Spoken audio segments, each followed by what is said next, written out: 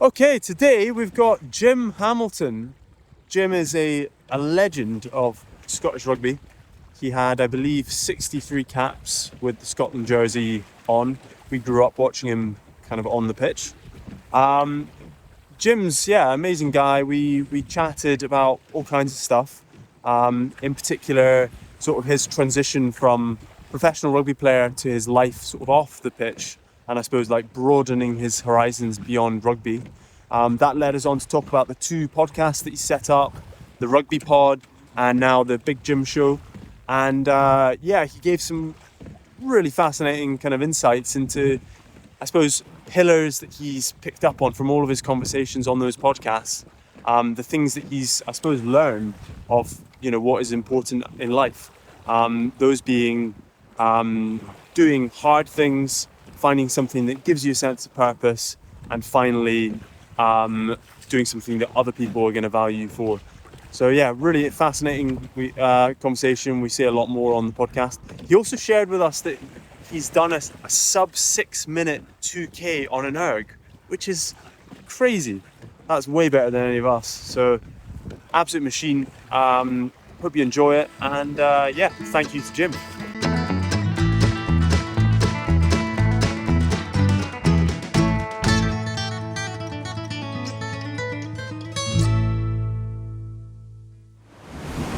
Jim, how are you getting on?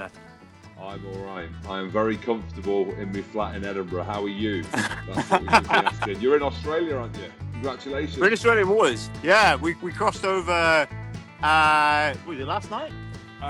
Yesterday evening, which was quite exciting because it's been a bit of a rough 6 weeks or so where we've just been battered by so much weather that's pushed us back. We've been going backwards and then get on the oars again and hit by another system, and it's just gone on. And then, with this last stint, it's kind of sped up a bit. Pretty anticlimactic though, after over 4 months at sea, and you just, we woke up yesterday morning, we were like, lads, I think we might be in Australia. I've got many questions. Lads. I don't know how you want it to work, and but yeah, absolutely. I think, amazing. Well, we wanted to, you're the pro. We're not sure. Is this a podcast? I don't know. Yeah, we're not really sure what this is. It kind of just happened organically, and So if you've got lots of questions, we've got a lot of questions for you as well. But we can just we can ping pong back and forth. Well, this is then it's a podcast, and it's a proper podcast because it's a conversation, right? So podcasting has changed now, where it's like ask a headline question, ask if anyone's been eaten by a shark, and then bang that up on social media and hopefully it will fly. So have you seen any sharks? We have actually. We've seen quite a few. Probably the best one was a hammerhead. We had a hammerhead following the back of the shark, back of the boat, which was back of the shark. But other than that, not a massive amount. We saw a huge marlin the other day, which the fish with the huge spikes on the noses. And it was built like an absolute, like a big bull. How they move, they look like they're almost in slow motion, like so much power. Swimming like that, it's just like kind of powerfully moving through the water. And these things are known for spearing ocean rowing boats. I think they move at a speed that you get a lot of fish like tracking the boat. And I think these marlin hunts the fish that are kind of in the slipstream of the boat. Luckily, it left us alone. We kind of chucked a camera in front of it, and then it buggered off. But other than that, that's been. There's all sorts of wildlife. What else have we seen? Whales and we've seen fair few whales. Loads of dolphins. We kind of actually most of our whale encounters, they were a little bit far, at least 100 meters away. We saw some humpback whales, but then just 2 weeks ago or so, we were having to shelter they're called the Loyalty Islands, they're like a part of New Caledonia, which is just off the coast of Oz. But we were in there anchoring, kind of sheltering from, there was a big cyclone which sort of got in our way and pushed us north. We were going to be going to Brisbane. Well, initially we were going to Sydney, and then we were kind of on a good course to get to Brisbane. And then this cyclone emerged right where we were planning on going. So we had to go north, and we were sheltering in these islands, basically waiting out the storm. And one evening, I think it was a minke whale, like quite a small whale, but we were in probably 15 meters of water, and it was in like swimming around the boat, and you could see it like in the turquoise water. And then later that day, we just like someone saw someone like we were sitting stationary, obviously, and this whale was like it was like doing a headstand. It was like balancing on its head, like an acrobatic trick, and then it was like coming up and like falling back on its back. It was amazing, the most like incredible.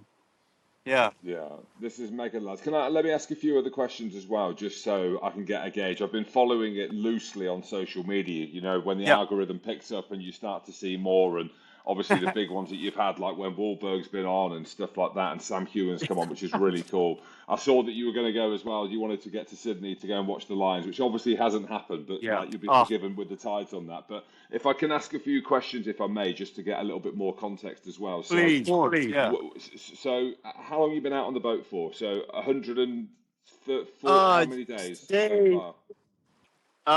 today is 131. 131. Day 131. Okay, so Yeah. 131 days out on the boat, and have you been off the boat? No. No, that's the rule. So we've been anchored, like sheltering from weather systems, but we're not allowed to go ashore. Because It's kind of yeah, yeah.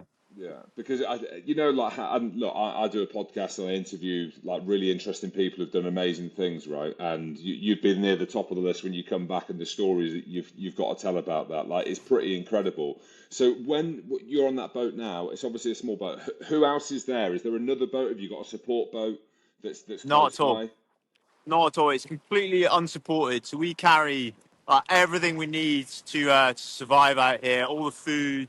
If there's an emergency, we've got like a life raft and various like rescue beacons and kind of survival Holy rations, all that kind of stuff. shit! Like we're at one point actually in the middle because the Pacific, there's in the middle of the Pacific, quite far south of actually where we were, is a place called Point Nemo, which is it's the remotest place on the planet. It's the furthest from any land, kind of theoretically. It's actually quite a bit further south, but we were still. I mean, we were like Few hundred miles north. Yeah. of Point Nemo, but Yeah. we're like over 2,000 miles from land at one point, Yeah. and like the closest humans by far are the astronauts passing over in the ISS, like whenever they orbit above us, which is Wow. pretty amazing.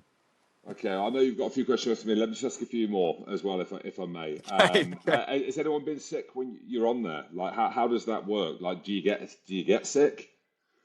Yeah, so I mean, Jamie and Ewan, they were seasick a bit at the beginning. So they had probably like 10 days Yeah, of seasickness. it's awful. We've been, which I think it's. I mean, people say it's like I've never actually been seasick. So I've been lucky in that fortunate. regard. Yeah, but it basically means like the boat it's an open top boat. So we're like the deck where we're standing now. It's kind of like the size of a large kitchen table. It's like quite. But if you stand aside, you can show. Yeah. Show Jim. So you can see Jamie Jamie rowing in the rowing away. background. He'll come and say hello in a minute. And then either end, we've got two little cabins. And so we spend like 18 hours of the day on this row deck. And then we row like, through the day. And then overnight, we third up the night. So we each have 2 stints of rowing solo overnight. But yeah, when you're seasick, basically it means that going in the last place you want to go is in the cabin. Because it's like a disassociation between your brain.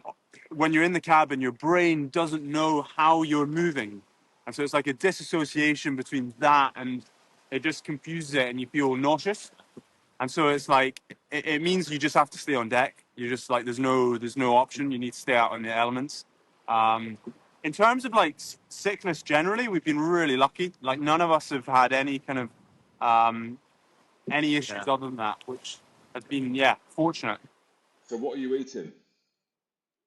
It's a whole mixture of stuff. I mean, most of it is stuff that Jamie's cooked. Actually, we did an Atlantic row a few years ago, and got you can buy kind of there's quite a lot of brands that do these kind of freeze dried. You add boiling water and it rehydrates. They're very lightweight, which is really good for this sort of thing. And then you bring an amount of wet rations. If your water maker packs in, you've got those kind of emergency wet rations. But we decided for this one that we'd try and make a bunch of the food, just like home cooked meals, and I think really focus on the nutrition a bit more, to be honest. Because I don't know, I think particularly some of the wet rations, they're like they're a lot of them are kind of army wet rations. They're not nutritious. It's not good food. And yeah, I think you feel so much better. I mean, I've got a bunch of questions for you about like nutrition and obviously from your sporting days, but it makes such a big difference. Like having good nutrition, being able to fuel your body so that you can kind of maintain the effort. If you don't put energy in, then it's not going to work. But it's got to be good energy as well. And I think for this amount of time at sea, you've got to be conscious about your nutrients and vitamins and all that sort of stuff. Otherwise, yeah, you can start having, I don't know, I guess scurvy is, we've managed to avoid that at least. But Yeah, well, that's where a lot of people fall down, don't they? So whatever, if they're doing something as low level as high rocks or even 10 ultra marathons compared to what you're doing, but if the nutrition isn't right, and that's where I'm like really intrigued to watch like how you lads change, like aesthetically, like yeah, visually. I've seen like videos and pictures of you with your shirts off and stuff like that, and you look lean and in incredible shape, but the nutrition, I don't know how many calories you need. Like you must be monitoring it. Like what, six, seven? You tell me. Like what's your calorie Yeah. intake? At the moment, it's probably at about 6,000.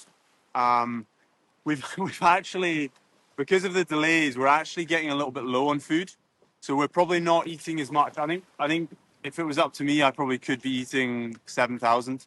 But we're a little bit mindful. We've got exactly the right number of freeze dried meals, which is our kind of like bread and butter every day. That's the kind of main sustenance. Um, and then we've got a reserve of the wet rations, which they're just not nearly as good. So we're kind of like probably not eating as much as we would like to at this stage. Just because like earlier on in the crossing, I think it was fine. It's basically like we have porridge in the morning and then it's like 4 freeze dried meals and then a snack pack, which is like 2,000 calories of like nuts, chocolate, oat cakes, dried fruit, like a whole range of stuff, and a bit of variety in there as well. The snack packs have also just steadily got worse as we've gone. So we've got Yeah, no sweets or yeah. yeah. And do you have to filter water then when you're there? I presume. yeah. So we've got I think it's a desalinator. It's the thing that takes all the salt out of the water. So that's like, it's the most power hungry bit of kit that we got on the boat. It's like just a pump that forces the seawater through a filter. So we got a bunch of solar panels all over the boat that like basically allow us to power that thing. And then if that packs in, I mean, like just before we left, I think was it the night before the Yeah. 2 nights before it packed in. I had to make a repair. Luckily, we managed to get it working again. But we've got a spare like a hand pump desalinator as well. But it's an arduous thing. It's like I think you do about maybe 3 to 4 liters per hour of pumping, and That's set up you're right like now. pumping this. It's like you're doing an arm wrestle over and over again. It's like that kind of motion, and it pumps like 4 liters an hour. So it's Wow. pretty, yeah. So it means Yeah, if you're you not lads are rowing, going to then you're be pumping. you're going to be in incredible shape. So that brings me on to my last question. I've probably got a million more, but we'll do the podcast when we get back. But what happens when you get on land then? Because your vestibular is all going to be out. What's the recovery process? Obviously, there's going to be hysteria. I know the team are heading over to Australia, but how Yeah. long's the recovery for you lads? Like, because you're going to be out of Yeah, whack, right? I think so. We were super fortunate to. I mean, actually, it was on the Atlantic row. We started working with this lady called Chloe Lanthier, she's an absolutely incredible. I mean, she was multiple athlete for many years, and has kind of gone more into the kind of science, I guess, of human performance and Human physiology. human physiology. She works a lot with. I mean, her main people that she works with is Paris Saint-Germain football team and NASA. So she does a lot of the the programs for Injury astronauts. prevention. Yeah. Well, it's more like, I guess, astronauts going into space. Yeah. Like they'll be out there for 6 months, making sure they don't get like muscle degradation and come back with all sorts of issues from low gravity. So she's like an incredible expert, and we were so fortunate that she was up for working with us and put together a program that was like a bit over a year of pretty intense, quite different to what we did previously, but like a really kind of specific program to focus on, I guess, being able to endure the length of time at sea. And for her, it was very much, she wanted us to get to the other side and feel physically good, like we could keep going. I mean, there's some things which will definitely, like, it's kind of unavoidable, like hands, for me, like blisters.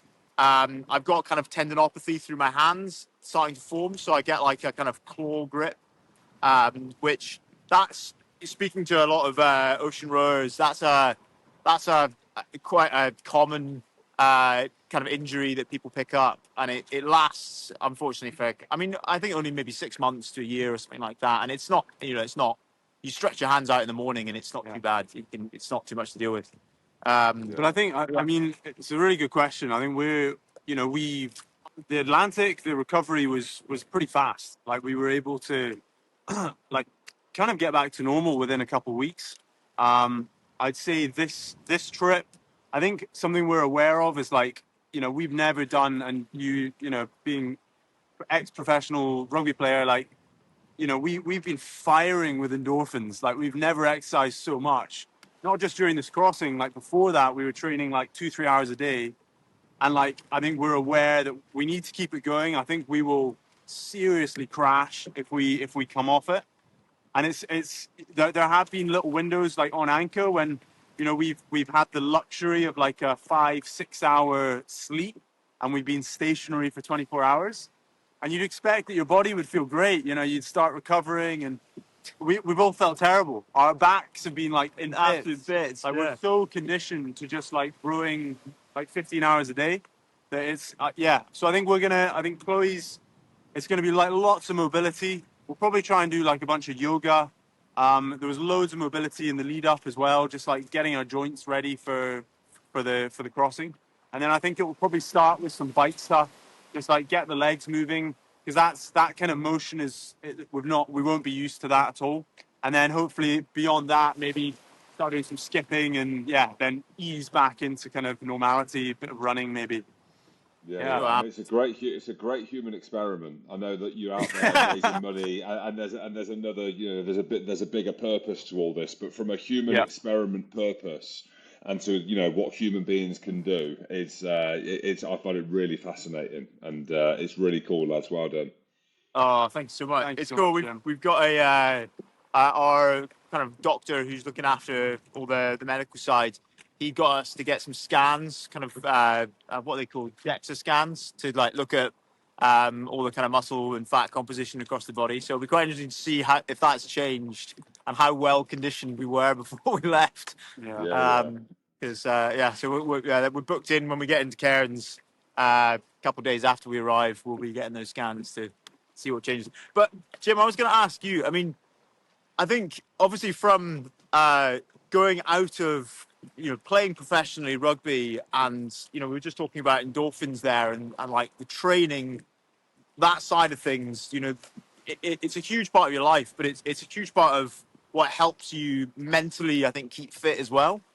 And fan of the podcast, and I know you've talked a bit about the thyroid problem and having to get that out. Like I just wanted to ask, like how that kind of came towards the end of your career, but I guess how did you find kind of leaving the sport, and kind of how you'd have to look after yourself to make sure that mentally you were staying kind of top of your game and you're doing the right amount of exercise, you're kind of keeping in the gym. Was that kind of a learning process to kind of re-figure out what worked for you, or was it, just going straight back off the professional career and kind of taking what you learned there?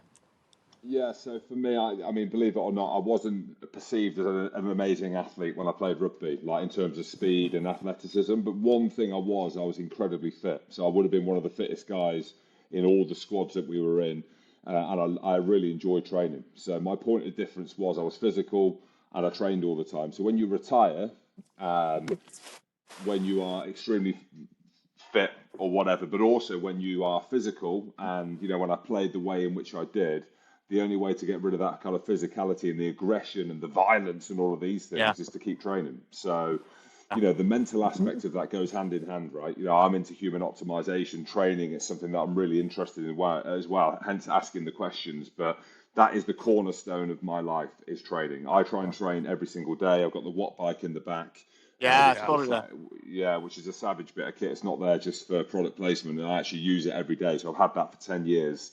Yeah. You know, so there's a number of things, aesthetics as well. You know, I'm 6'8". Tall men don't age well. You know, the joints are buggered as well. So I make sure that I keep up to date with doing a lot of strength training.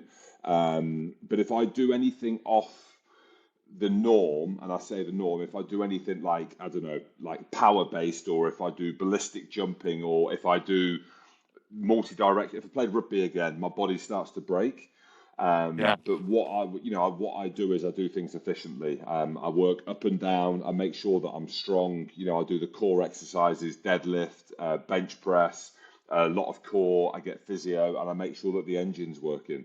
When I was in Colorado in the US, I was out on the bike and I went up hills. So I walked up the hills and stuff like that and did some really hard training. So it's really important to me. It's the kind of, I'd say it's the cornerstone of my existence is making sure that Yeah. I get that in for a physical, mental, but also because like I have that, you know, fucking come on still in me, you know, Yeah. and you can't Yeah. and you can't live like that. You can't live like that as a father of four, as a husband. But when you play professional sport and you can go out there and kick the fuck out of people and you can fight and do all of these things, and what happens when you get into normal life? You can't do that, right? So the way to get Yeah. rid of that is by doing hard training Yeah. effectively, Yeah. which I do and love. Are there Yeah. are there any other like contact sports you've tried like since hanging up the boots, like martial arts, boxing, anything like that Yeah, to get that side yeah. of you out? Yeah. Yeah, well, I'm into them sports. I could say I'm Yeah. probably into boxing and stuff like that more than I was rugby. Like I grew up watching that, and actually, I've got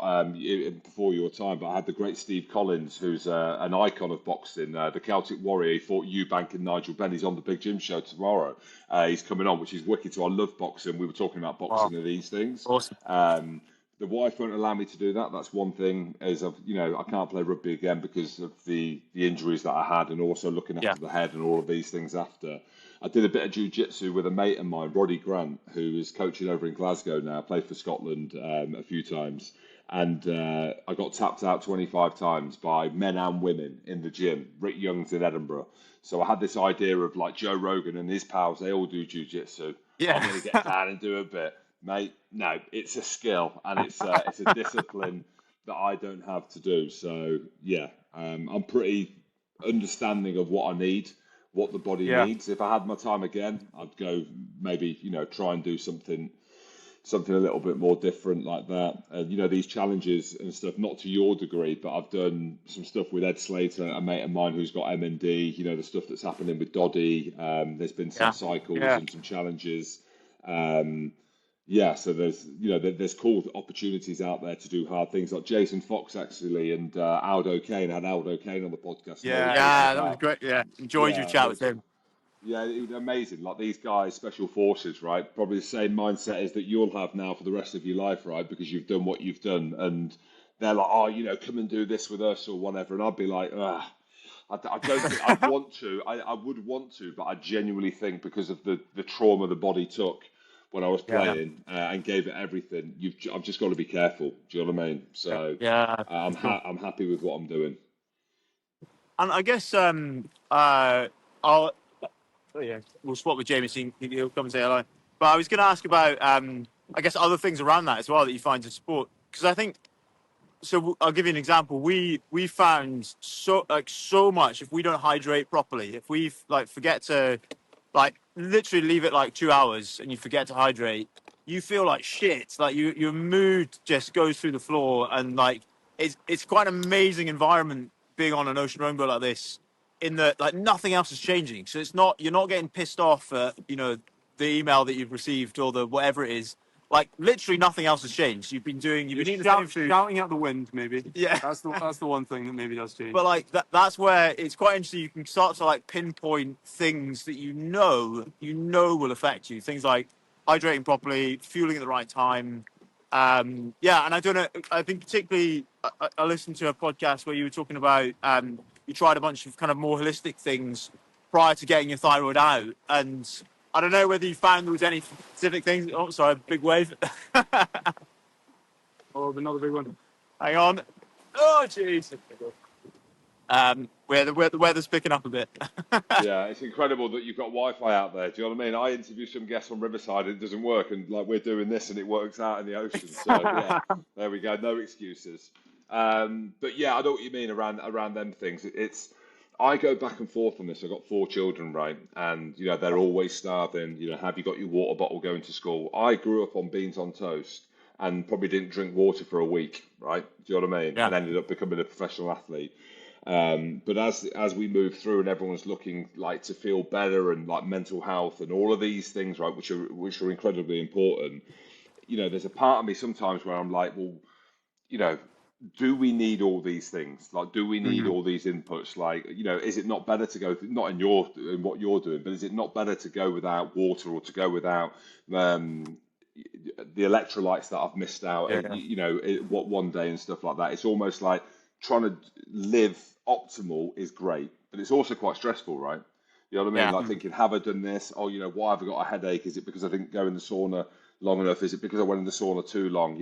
Has the ice bath, am I getting ill? You start to question all these other things. And I think, for me personally, I don't want to labour the point. My agent's sick of me talking about it, but, I had a thyroid disease. I had a thyroidectomy, which is your endocrine system, which is, if you had it there, you wouldn't be able to do what you're doing. You might be able to, you lads are warriors, but you probably won't. Let's say you can't for this. But so for me, there's a lot of like mental questioning the whole time. Like, have I had enough water? Have I done this? Because, as well, when you're a professional athlete, you'd have 5,000 calories a day and it'd be all made for you. Do you know what I mean? Everything was there. And it was like, food is king. Food is key to everything that you're doing. So I just need to be careful sometimes when I'm living life like this and trying to feel better and, your life on the road and all that, there needs to be a bit of suffering. There needs to be a little bit of like, okay, things aren't comfortable all the time and just get on with it. Do you know what I mean? Yeah. And then, so I kind of go back and forth on them things, but I'm one of those sauna ice bath wankers and it does work. Like for me, genuinely, I think these things work. That's right, lads. Sauna. Imagine that sauna. Cannot bloody wait. Yeah. Yeah, well, Jim, I'm gonna swap in with Jamie. But honestly, I've literally grown up watching you on the rugby pitch. It's a total pleasure chatting to you, and hopefully we'll have a chat when we get back. Yeah, Cheers, let's do man. it, lads. Yeah, well done. Yeah, enjoy the last ride in. We need to. We're all big sauna fans. Actually, Jamie. Prior to this, like his main kind of thing was building saunas. So like it was absolutely ridiculous. I don't know why we set this up. Have you heard of a guy called Bo Miles? He's Australian kind of. He was a kayaker. He was a kind of athlete. He did a bunch of kayaking, and then he's kind of turned into kind of more of a YouTuber. Makes like videos of stuff that he's done, but he does hey man, Big Jim, what's up? Hello, how you doing? The better looking one out of the 3. Sorry, say again. The best looking out of the 3. We, Jim, I think I qualify as. Yeah, go on. I was just explaining our Bo Miles. Oh yeah. Because Jim's a big sauna fan. Have you got a sauna? I have, yeah. I mean, we're in a flat at the minute. We're building a house at the minute that's got a sauna in. So I was saying, amazing. it's like, it's one of them things. It's proven, right? The saunas are a proven thing. And again, with inflammation and all of these things that people speak about, it's, I played in a sport which is one of the most brutal sports on the planet, right? So you come out of that fucked. And there's a Yeah. lot of issues, not just with the body, with the mind and Yeah. these things, and everything's out of whack, from taking painkillers and, everything, like your gut health. And, it's a tough sport. And Yeah. I was just saying to your brothers, actually, you just got to be careful about doing too much. Do you know what I Yeah. mean? Like, as like, have I got my electrolytes in? Am I taking my zinc every day? Which I do, but you just, it's life at the end of the day. There needs to be a bit of suffering now and again, and feeling a bit Yeah. shit, Yeah. so that, Healthy so that suffering. when you, yeah, exactly. I should say as well, lads. I don't know how much you've seen of it when you're there. You've missed Oasis. You've missed the biggest thing that's happened to this Ah, country we missed in Oasis 20 and we years. missed the Lions as well. It's just this the Yeah, double yeah. The bottle. Oasis have been bigger. I tell you now, it's been absolute in Edinburgh, like specifically. I keep pointing out there because this is I'm just by Murrayfield now, but it was absolutely mega. Was it? Oh, Yeah, so unreal. you missed out. So you'll have to do it when you come God, back. man. Unreal. Yeah. I'll finish what I was saying with Bo Miles instead of leaving that one hanging. But he did a challenge which he ran a mile every hour, and then did that in 15 minutes or whatever it was, and then he'd have like 45 minutes and he'd do just stuff. Like he'd plant trees or he'd go and I don't know, like do just like household chores and stuff like that. And he did basically a full marathon over like 24 hours. So he added a few miles at the beginning, a few miles at the end. And we were like, "Fun, that's quite a cool idea. Let's we're quite keen for that." And we decided that we'd try and build a sauna whilst doing this. So we built a sauna on wheels whilst like hammering in a few nails or whatever. Then we'd run a mile, then like try and put a bit of cladding on the side of this thing. And it was, to be honest, it was a complete disaster. It was a cause of like all sorts of anxiety for you for ages. We got like a quarter of the way through it, and all the openings were the wrong size. Like, I think with what Bo, you should, if you don't know Bo, you should check him out. He's a really cool guy, Aussie bloke, and his YouTube videos are amazing. He does like the occasional video every few weeks, and I think the key with that was like it was small tasks that he was like avoiding, like fixing a picture frame or mowing the lawn, and it was tasks that you can do when you're pretty gubbed. But when you're trying to use like power tools and like get dimensions correct and stuff, it's just a recipe for disaster. But it was quite What's his fun. name? Anyway, that What's his surname? Bo Miles. Bo Miles. I don't know why Yeah, there's nipples worth in there. checking out. The sauna is now finished. It's way up. It's on this wee thing on wheels, way up North Coast, in a wee place called Ned. So if you ever find yourself in Athens, you're very welcome to come for a sauna up there with us. Yeah, well, if it's not working, I'm sure there'll be a few people offering to give you a free sauna, so you'll be all right by the time you get back. I mean, how's it been, lads, as well? Like having, I know you like Mark Wahlberg and Ewan McGregor and Sam Heughan, you get the stars and the celebs and stuff come on. Like, how's that been? I mean, when you get these people, right? And I know they're only people, but they're quite influential people. And someone like Ewan, for example, was like an icon of Scotland, isn't he? How was it for you having him on?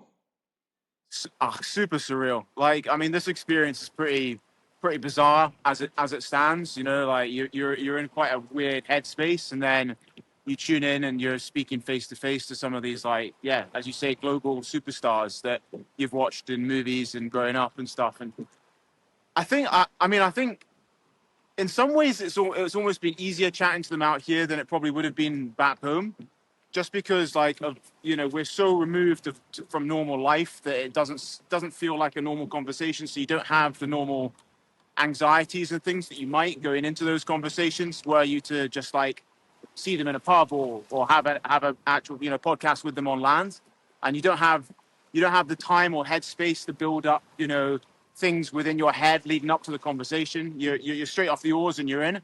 We've actually joked about if we have any chats or go on any talk shows or whatever, when we get back to the UK, we might need to smash out a couple hours on the erg before going and having a chat, just because you're so, as I kind of overheard you guys chatting about like endorphins and things like that, and you're exercising the whole time, so you're kind of on a bit of a high the whole time, and you just come into these conversations and see where they go, and I think that's probably a good thing.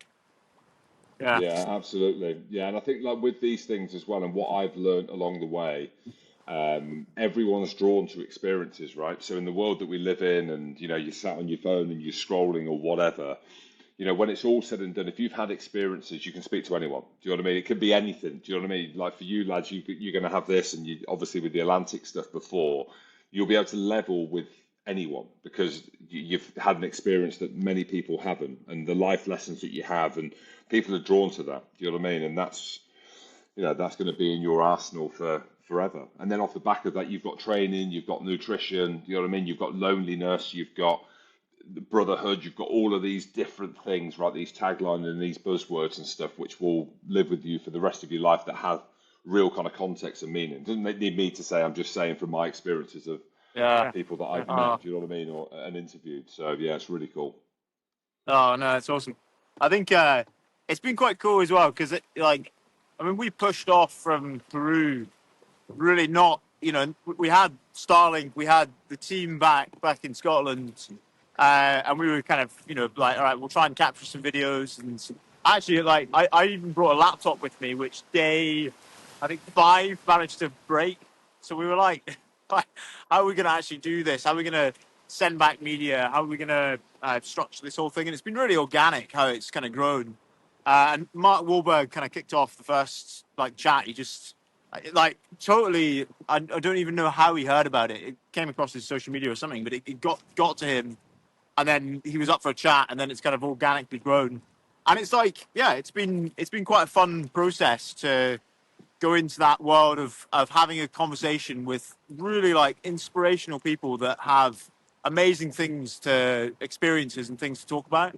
And I think, I mean, you must have that so much with the podcast, and I mean, particularly setting up like the Big Shim show after the rugby pod. Like, is that? I guess that's kind of you broadening out so you can kind of go outside of the world of rugby. I guess it's kind of it's broader, and it seems like it seems you're taking it in a really cool direction. It's like you're building a podcast that you really want to that you're proud of, and it's like your creative like juices can kind of flow into it, and you can kind of build it up. But I mean, how's that been? I guess setting up, you know, going into podcasting and being probably like, I mean, I like easily within the world of rugby, like the number one podcaster in the space, I'd say. Like, Yeah. like going out of the sport and into podcasting. Like, you must have. Did you? I mean, did you always have a passion for kind of doing that sort of thing, or like how did that develop for you? Was it through kind of commentary or you know, No, that none sort of of that. thing? Yeah, none of that. And there's a big difference between kind of mainstream media and podcasting. I know it's kind of they've all merged into one. You know, I listened to podcasts when I was traveling from the Cotswolds to Saracens in my last couple of years of playing. So I'd listened to like Serial, which was a crime podcast, and Joe Rogan's podcast was out there, and I was interested in UFC, so I'd listen, and his was largely UFC back then. And then, you know, being slightly different to a lot of rugby players that have gone before, especially in Scotland, right? Like a different upbringing, council estate in Coventry, you know, didn't really play rugby when I was growing up. I was a bit of an outlier, tattoos. I never really kind of fit in when it comes to the media stuff. And I always had this thing when I watched American sports and American football and these documentaries that in rugby, we've got some of the greatest athletes and some of the most weirdest dudes playing, right? You know, of all shapes and sizes and all different paths. But no one knows, like, no one ever knew what we're like because you'd always get like a piece of paper before we did a Scotland press conference and be like, these are the key messages. Don't say Yeah, anything. And I'd be like, what the fuck are you talking about? So, yeah, like, as my experiences grew, and I was always a bit of a storyteller, enjoyed like the banter with the lads and stuff like that. And the opportunity came up to do a podcast, the Rugby Pod, and I knew Goody and stuff like that because his mum was my teacher at school. He had a bit of a cult following because he was an overweight fly half, but an incredible player. And we did the podcast for the right reasons. We never did it to make money. We did it because we wanted to and because it was fun. And I know it's very different now because you look at the other podcasts, they're all, you know, this podcast is brought to you by, and that's fine, but, you know, there's a commercial engine behind it. But I think the proudest thing for me is that I never did it for money. And then, you know, the money and the opportunity and the career and the backdoor way into media kind of then took off. And, you know, we've been doing the Rugby Pod 9 years now. But for oh me, yeah, I think it's cool that you mentioned like creatively for me, it wasn't enough because it was just rugby, right? And albeit I played rugby, but like I've just said to you, I've got so many more interests and finding myself, like who am I now that I've retired? I'm interested in boxing, I'm interested in UFC, I'm interested in training, I'm interested Yeah. in people doing amazing things. I've got 4 kids. Do you know what I mean? Like, there's so much going on. I love travel. I go to Japan, I go over to America. I love comedy, and all of these different things. Like, how can I use a platform to interview and speak to people? I love music, and explore my interests and see if my audience, of people that follow the Rugby Pod, will come on that journey with me. Interviewing like Aldo Kane, for example, like he Yeah. kind of is in the same world as the people that listen to the Rugby Pod, looking to be better, and like mental health and resilience and all of these things. So the Big Gym Show spawned intentionally, not like the Rugby Pod. The Rugby Pod was done because we just thought it'd be a laugh, whereas the Big Gym Yeah. Shows had more of an intentional feel to it, and also, like a business mindset. In the next, it's going to take 10 years for it to grow to a level in which it's like I'm going to be happy with, and it's a slow burner. Like, it's not a quick fix. It's not like, so for example, I did an interview with RG Snyman, the South African second row, and Owen Farrell. So each of them interviews across all platforms did maybe 250,000 each. Mega Yeah. numbers, right? So big numbers. If I do a non-rugby episode, like I did a musician, Stephen Wilson Jr., it's significantly less, like a quarter Yeah. of what them episodes. So clearly I've got a lot of work to do still to be able to break away from that rugby persona. But that's Yeah. something that I'm in for. I'm in for the long haul to do it. But I Yeah. love doing it. It's really enjoyable, but it's tough. It's not easy. It's not, well, your team will know, depending on what happens, like with you guys, if you want to do a podcast, getting guests on, not next week, not the week after, but the week after and the week after, and 42 episodes and 50 and 100 and 200. Yeah. And you have to build Yeah. that trust and build up an ecosystem of people that and experiences, right? I've got to be able to, yes, ask questions, but be able to like level with people, be like, oh yeah, I understand what you're saying, or I've done this, or I've done that. So there's a lot that goes into it. It's not a case of just getting someone on and being like, right, what was it like to row the Atlantic, lads? Like, you Yeah. tell me, Yeah. that's an Yeah. interview. Like, for me, that's an interview. I think podcasting is different. I think it's a conversation.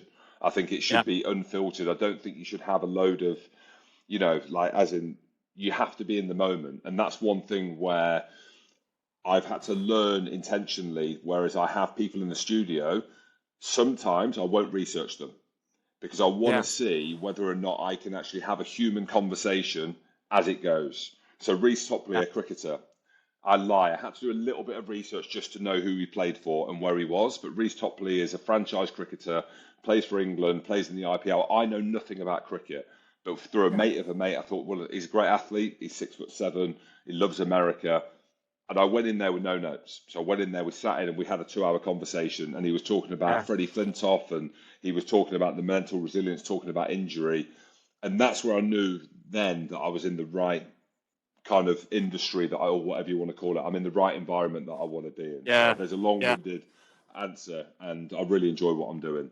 Ah, So That's a great answer and super interesting. Like, as you can imagine, we've had a lot of time to listen to stuff out here. We've gone through a lot of podcasts, and it's definitely, as you say, it's the ones that that they just can't have been rehearsed or researched too much. Like, it's the ones that go down those rabbit holes of conversation that are surprising and unexpected, and like give insights into the people that you're listening to that you don't get from like mass media or social media or any other means of consumption of media. It's like it's an insight into who they actually are, and that's the beauty of a podcast. And yeah, it's yeah, it must be really cool when you get into those conversations with people, that the unexpected conversations with guests that you, as you say, you go in and you're like, I don't know anything about this person, but you end up having a 2-hour conversation that I'm sure yeah, is do you know what I've learned in all of this? We're all the same, especially yeah, men. We're all vying for the same thing. We yeah, want a purpose. We want to feel valued, and we like doing hard things. Like, uh-huh. there's a common thread through us men, right? And that's something, again, when I'm like this, I try not to overthink it, and it could be anything from an Aldo Kane, it could be a musician that I've had on, it could be Jason Fox who I've had on, it could be another rugby player, it could be a coach, like whoever it is. I met a random guy in Austin, Texas, a fisherman, who was in a punk band, 60 years old, just a random guy. Like the interview was, was never going to break records. It was never going to, blow up or whatever. And people be like, wow, this was like absolutely incredible. But for me, it was amazing because I'm in Austin, Texas with a random guy, a fisherman, a fly fisherman. I've got no interest in fly fishing. Yeah, I could level with him. And he had the same mindset because he's a man, right? And because he's on that journey of looking for purpose and looking for, I suppose, a belonging and also wanting to feel like he's valued, which has been really Yeah. cool actually along the way. And that's been a bit of a common thread. And also a lot of the feedback that I've got. It's not a mental health podcast. It's not that. I think it's just about being a man, basically, and what it means and the value of that. And in a world now which it can be difficult, right? I'm a 42-year-old man and I like doing hard stuff. Like that can be seen as like um, toxic in a way. You know what I mean? If Yeah. you say if you say it in the wrong way, whereas I'm actually trying to put a positive spin on it. It's actually no, I've got a watt bike. I like fighting sports. Do you know what I mean? I like hard shit and these things, and that's fine. Like I'm a good man. Like I'm a father. And it's just trying to portray that in a podcast sense, and maybe that's the direction it ends up going. Who knows? Yeah. I mean, it's certainly the experience that we're having out here. It's like you are doing something that's it's fucking hard, and you're doing it. It's relentless, and you've just got to keep going. You just got to keep going. You use all the tools you can to kind of keep going through that. That experience, like keeping morale up, and we talked a lot about hydrating and like eating well and all that kind of stuff. But I think, yeah, the other kind of areas that you spoke about there, I think they're so relevant as well. I mean, we've been so incredibly blown away by the support that we've felt from, the messages that we've had, from all the donations towards the fundraising. It's been absolutely mind blowing. It's been way beyond what we could have ever kind of hoped or dreamed, and I think it really helps us feel like what we're doing out here has purpose, and it makes it much more meaningful. And I think there's a lot of I think we feel valued through that kind of support, even though it's a funny thing because we're removed from it, but we're getting kind of the odd updates, and then we have a conversation like this. But then at the end of this conversation, Starlink will go off. We're like radio silence. It's just the three of us on the boat, getting through the next shift, getting through the next night or whatever it is. It's a funny juxtaposition between those two. Yeah.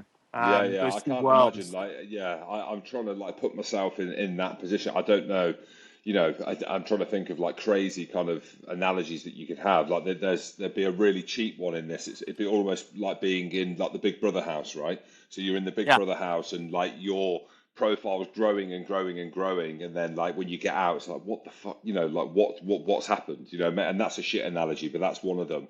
And then the other one's maybe jail, when you're in yeah, solitary confinement and you're yeah, just waiting to get out and seeing what's going on there, and you've had limited contact. I know you've had a bit of contact. Two poor analogies, but I'm trying to kind of work out how it's going to yeah. be for you when you get on land. It's going to be bizarre. Yeah, I think that social side is going to be a really interesting one because I think on one level, I think like in the lead up to this, as well as like the confinement, the solitude that we have out here, but I think prior as well, like all the training and like everything around, building up to a big challenge like this, it's huge amounts of kind of sponsorship, make sure the boat's right, like preparing all the meals. Like there's just so much stuff to do that you've got to make sacrifices to be able to do that, and a large part of that is your social engagements. Like you don't really have the luxury of time, unfortunately, to engage with that. But it'll be interesting coming out of this, and I'm sure there's going to be some kind of post-trip blues where we've been firing on all these endorphins. We've been exercising loads, and we're probably going to, we'll keep it up a bit, but it's not going to be the same level at all. But we're also going to be faced with hopefully we return to some level of normality in terms of like just like hanging out with pals and friends and spending time with loved ones, but there's going to be an added, I think, layer of like, media talks or speaking to people in a more of a public capacity, which is going to be, it's going to be an interesting kind of thing to go through after this. We'll see how it goes. I think we've been doing these ships logs. It's like a daily log just to kind of follow like how we're feeling, what's been going on the boat, what's been happening. We take it in turns. Each day we write a log entry. But we're vaguely thinking we might keep it going just to try and like follow that process of recovery, follow that, that experience coming out of this. Because I think that I'm really interested to know what's going to happen. And well, it'll be exactly. quite cool It's a great human experiment as well. Do you know what I mean? To see what the human body can do, and when it's all said and done, there's a lot of shit in the world, isn't there? There's a lot of negativity, but you've got people like yourself and people who've donated and people like you. There's a lot of good people, you know what I mean, doing good things out there, and I think that's what you need to hang your hat on. And I think I don't want to tell you what to do, but just try and enjoy, I suppose, the process of what comes. And like it's not a normal thing, is it? If you're doing TV or radio or whatever, and there's a bit of hysteria, like it's not like it's not normal what you're doing now. But do you know what I mean? It's not a normal existence, that, and I suppose just try and embrace it. You can always get back out on the boat, can't you? The North Sea is probably more. It's probably more hellish than where you are now. You know that. Yeah, we'll see. We'll certainly bring it back to Scotland. I don't know if you're keen for a row. We can maybe get the boat on Loch Lomond or put it out on the west coast or something like that. 100%. Yeah, I'll be keen to connect for sure. I was good on the concept too. I did a sub. Look at me talking myself up. I did a sub 6 minutes myself, and Richie Gray did a sub 6 minutes on the 2K. Wow. So I'm on a group chat with a load of the lads, like Stephen Ferris, who plays for Ireland's a good rower. Tom Wood, who plays for England as well, he's a good rower. So we kind of send rowing stuff around. But I've got an excuse because my thyroid, I don't feel great. So that's my excuse. But I do enjoy rowing on them. I've not really been out on the boat, but you've got the build. You've got the build. I've got the build. Exactly. You're 6'9". Is that right? 6'9", yeah. I thought I was 6'7", so the bio always said 6'7", but I got measured when I was 40 for insurance to make sure that I was covered if anything happens, and I was 6'9". So. Well, the only other person we know who's 6'9" is the guy who built this boat for us. He's a guy called Mark Slats, and he's the best ocean rower in the world. So if you get sick of the podcast, then I think you've got a future in solo ocean rows. Yeah, absolutely. Well, I don't know. Lads, you can sell it to me when you get back, because it looks very hard what you've done. I think there's a difference of doing it in the gym with the TV on than being out there for 131 days. It's a pretty different vibe. Well, yeah. I don't know. In some ways, being on the erg can be. We've done a few like 24-hour erg sessions, and they are way worse than being on the boat for 24 hours. Way worse. So yeah. Anyway, Jim, it's been such a pleasure to chat. It really has. Like, it's, as Laffan said, we've been watching you on the pitch growing up and like listening to the pod. It's really cool to have a conversation. So thanks so much for taking the time to have a chat. Yeah, absolute pleasure. So just tell me, how many days have you got left, do you think? Do you know, or is it just guessing a little bit with the tides? If the weather continues as is, we're hoping like 8 or 9 days is the hope. That's the target, 8 or 9, just over a week, which is I don't think our heads can compute that yet. I don't think that we won't be able to really figure out what's going on until it happens, and then who knows what will happen. Yeah, all right. Well, we'll keep your heads down, lads, and enjoy the last few days if you can. And I'm sure everyone that's following you will be rooting on for you and watching you get to the finish line. Amazing. Thanks for your time, man. Appreciate it. Cheers, Jim. Awesome, lads. Ciao. Well done.